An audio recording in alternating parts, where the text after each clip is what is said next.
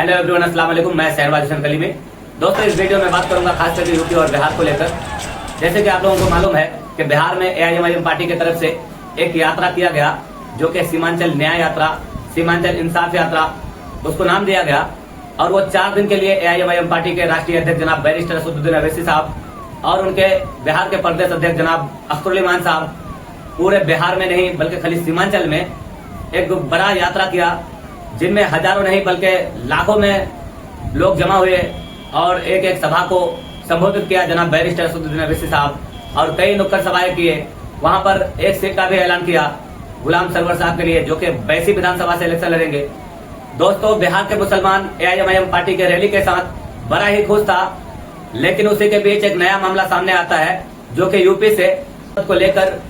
दोस्तों, जैसे कि आप लोगों को मालूम होगा कि आई लव मोहम्मद बोलने पर और आई लव मोहम्मद लिखने पर कुछ लोगों को पेट में नहीं बल्कि हर जगह में दर्द हो रहा है, और वो लोग एफआईआर करवाते हैं और मुसलमानों को पकड़ पकड़ के जेल में डालते हैं। उसी को लेकर खास करके हमारे नबी राय आला हजरत अल्लामा व मौलाना मुफ्ती तौकीर रजा साहब, जो कि जुमा में एक खुतबा दिए और लोगों से अपील किया कि हम लोग जुमा के बाद ज्ञापन सौंपने जाएंगे और अपने डीएम के जरिए राष्ट्रपति तक इस बात को पहुंचाएंगे कि हमारे साथ अन्याय हो रहा है और हमारे साथ जुल्म सितम हो रहा है।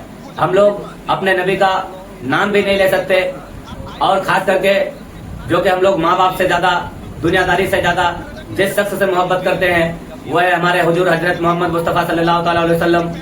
उनका नाम लेने से भी दिक्कत पैदा हो जाता है, तो यूपी सरकार को भी आईना दिखाना जरूरी था।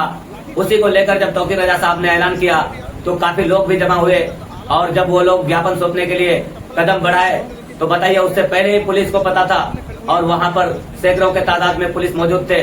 जब वहां पे बैरिकेड लगाकर रोकने की कोशिश की तो वहां नौजवानों के साथ बहस हुआ, और बातों ही बातों में वहां पर पुलिस ने लाठीचार्ज कर दिया और बेरहमी से मुसलमानों को मारा। 4 लोगों की वहां पर मौत भी हुई और कितने लोग जख्मी हालात में हॉस्पिटल में भर्ती है। दोस्तों, उसके बाद एक खबर और निकल के आ रही है कि मौलाना तौकीर साहब को हिरासत में लेकर पता नहीं कहाँ रखे हैं, कहाँ ले गए नहीं पता। लेकिन यूपी सरकार को इस चीज को लेकर सोचना चाहिए कि सिर्फ एक समुदाय को इस तरह से परेशान करना ये कहाँ का इंसाफ है।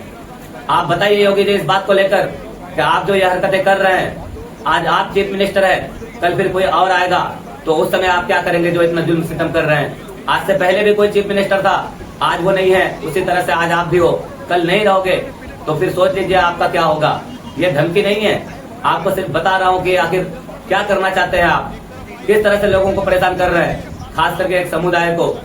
और मैं इन दुमछल्लों से कहना चाहता हूँ, खास करके जो इनका अंधभक्त बने फिरते हैं, कुछ अच्छे लोग भी हैं हमारे भाई लोग जो कि बीजेपी के कार्यकर्ता है, लेकिन कुछ लोग जो अनभक्ति का शिकार हो गए हैं, ना इनका रोजगार है ना इनका कोई काम धंधा है। सिर्फ अगर मुसलमानों के खिलाफ कोई बोल दे तो ये इनको अपना आका मान लेते हैं और अपना गुरु मान लेते हैं। दोस्तों, ये लोग बहुत पीछे जाने वाले हैं, इन लोगों का ज्यादा दिन चलने वाला नहीं है, क्योंकि कोई भी इंसान अगर जुल्म करने पे आ जाए तो उनका जुल्म ज्यादा दिन तक रहता नहीं है। इंसान जब तक बर्दाश्त कर सकता है तब तक बर्दाश्त करता है, लेकिन जब बर्दाश्त से बाहर हो जाता है तो फिर आर या पार कर देते हैं।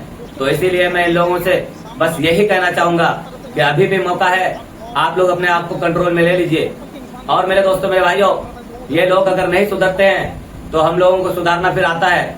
आप लोग सोच कर देखिए कि असदुद्दीन अवैसी साहब कल जब कहीं पर जाते थे, खास करके यूपी या बिहार में, तो उनके सभाओं में सैकड़ों हजारों लोग होते थे, लेकिन आज लाखों के तादाद में लोग जमा होते हैं, और वो हमारा सियासी रहनुमा है।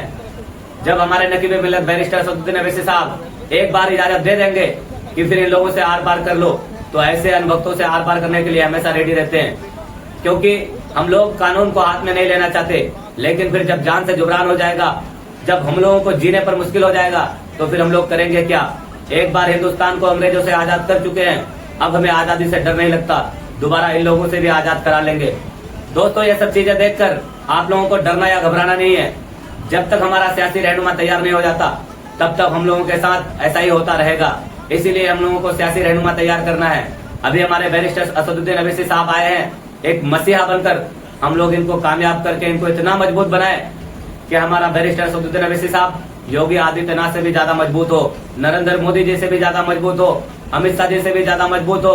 हम लोगों को बैरिस्टर असदुद्दीन अवैसी साहब को इतना पावरफुल बनाना है। दोस्तों, हम लोगों को असदुद्दीन अवैसी साहब के साथ चलना है, AIMIM पार्टी को मजबूत करना है और पूरे हिंदुस्तान में एक ऊंचा लेवल पर इनको लेकर जाना है। इसीलिए मैं कहना चाहूंगा, बिहार में आने वाला चुनाव में आप लोग किसी भी हाल में AIMIM पार्टी को वोट करें।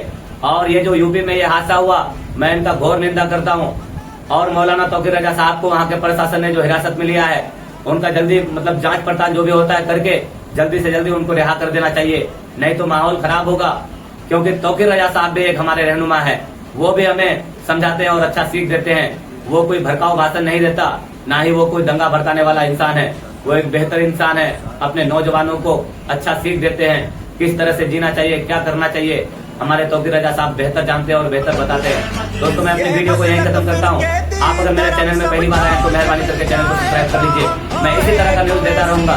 दोस्तों, वीडियो को लाइक करके अपने दोस्तों के साथ शेयर जरूर करें, क्योंकि इस तरह का खबर सबको पता चलना जरूरी होता है। दोस्तों, कहाँ क्या हो रहा है वो मैं अपने यूट्यूब चैनल के जरिए आप लोगों को बताने की हरदम कोशिश करता रहता हूँ। दोस्तों, आज के लिए इतना ही। अस्सलाम वालेकुम, खुदा हाफिज़।